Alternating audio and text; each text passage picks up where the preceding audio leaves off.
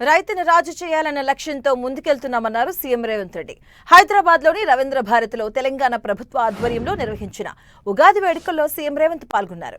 తమ ప్రభుత్వం అధికారంలోకి వచ్చాక రైతుల సంక్షేమం కోసం అనేక కార్యక్రమాలు చేపట్టామన్నారు సీఎం.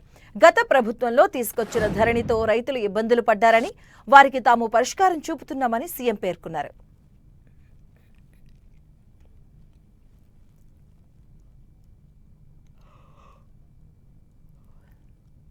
తెలంగాణ రాష్ట్రంలో వ్యవసాయాన్ని లాభసాటిగా చేసి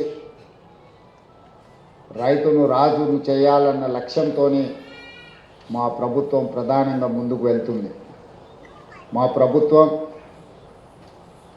బాధ్యత చేపట్టిన తర్వాత సంక్షోభంలో ఉన్న వ్యవసాయాన్ని, రైతులు పండించిన పంటను కొనుగోలు చేయడానికి ప్రభుత్వాలు ముందుకు రాని సందర్భంలో రైతులు పండించిన పంటకు గిట్టుబాటు ధర ఇవ్వడమే కాదు, వారు పండించిన పంటకు బోనస్ కూడా ఇచ్చి ఈనాడు దేశంలోనే మొన్న కేంద్ర ప్రభుత్వం ప్రకటించిన ప్రకటనలో అతి తక్కువ రుణభారం ఉన్న రైతులు తెలంగాణ రాష్ట్రం మొదటి స్థానంలో ఉన్నదని ప్రకటించడం తెలంగాణకు గర్వకారణం. రాష్ట్ర ప్రభుత్వం 25,35,000 మంది రైతు కుటుంబాలకు 20,616 కోట్ల రూపాయలు 2 లక్షల వరకు రుణమాఫీ చేసి రైతులను రుణ విముక్తులను చేసి ఆత్మగౌరవంతో బ్రతకడానికి ఈనాడు తెలంగాణ రాష్ట్ర ప్రభుత్వము తీవ్రమైన కృషి చేసింది.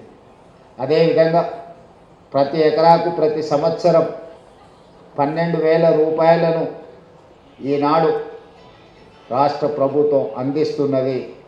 ఆనాడు ధరణి రూపంలో భూతమై రైతులను బాధ పెడుతున్నప్పుడు భూభారతి చట్టాన్ని తీసుకొచ్చి రైతులకు ఉన్న కష్టాలను తీర్చి ఈనాడు రైతులు సంతోషంగా తమ యాజమాన్యపు హక్కులను పొందగలుగుతున్నారు.